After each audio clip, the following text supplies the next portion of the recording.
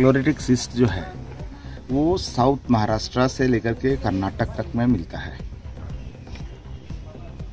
कर्नाटक के अंदर जो भी आप मूर्तियां देखेंगे, जो हौसला में जो बारीक काम की हुई मूर्तियां हैं, वो इसी पत्थर से बनी हुई है। और ये मूर्ति कौन से शैली की है? जैसे आप तो देखिए, शैली और इसकी अदर डिटेल्स के लिए हमें समय चाहिए रहेगा।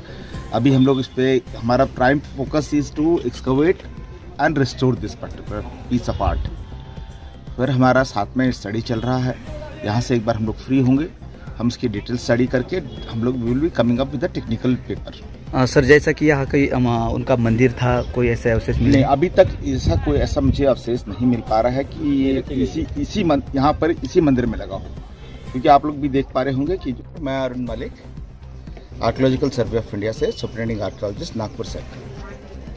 जैसे कि आपको ज्ञात है कि हम पिछले एक हफ्ते से सिंदखेड़ राजा में आर्कियोलॉजिकल एक्सकवेशन का काम कर रहे हैं, और आर्कियोलॉजिकल एक्सकवेशन के दरमियान हमें फर्स्ट लीड जो मिला था वो शिव टेम्पल का स्टोन अलाइनमेंट मिला था, जिसको हमने ट्रेस करते हुए बाद में आकर के हमें एक भव्य शेषा साई विष्णु की मूर्ति मिली, जो करीब करीब 1.25 मीटर जमीन के नीचे थी, जिसका लेंथ जो है 1.70 metre and width is about 1.2 metres.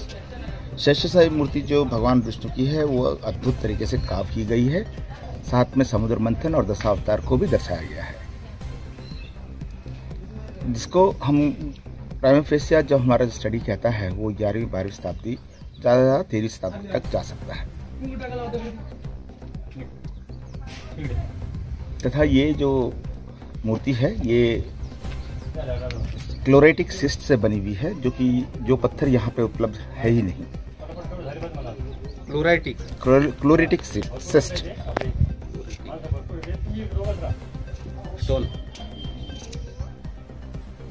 बोलिए सर, अब आपके कोई प्रश्न है तो मेरे पूछ सकते हैं। ये बेसिक जानकारी थी जो मैंने आपको बताया। आप कहाँ पे शिफ्ट करने आए? देखिए, ये प्रश्न आप लोग जो पूछ रहे हैं, ये सबसे पहले तो मैं आपको बता दूं, आपके माध्यम से सब लोगों को बता देना चाहता हूं कि आर्कियोलॉजिकल सर्वे ऑफ इंडिया का जो जनरल प्रैक्टिस है, कोई भी इम्पोर्टेंट आर्कियोलॉजिकल साइट से जब हम लोग एक्सकवेशन करते हैं तो उसके जो एंटिक्विटीज़ हैं उसको उसी जगह पर, उसी साइट पे ही डिस्प्ले करते हैं।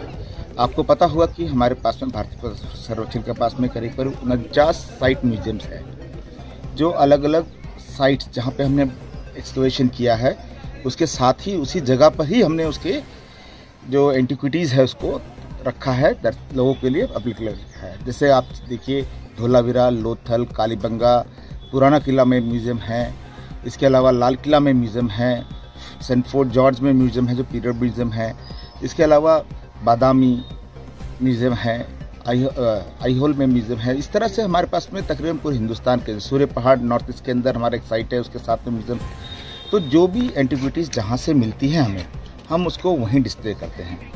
अब उसी तरह से जैसे हम यहाँ पर काम कर रहे हैं, इट्स वेरी इंपॉर्टेंट एंटिक्विटी, मैं लोगों की भावना समझता हूँ, और आर्कियोलॉजिकल सर्वे ऑफ इंडिया का जनरल प्रैक्टिस है वो मूर्ति भी यहीं रहेगी। उसके लिए हम यहाँ पर व्यवस्था करेंगे सेफ्टी एंड सिक्योरिटी की। Thank you very much.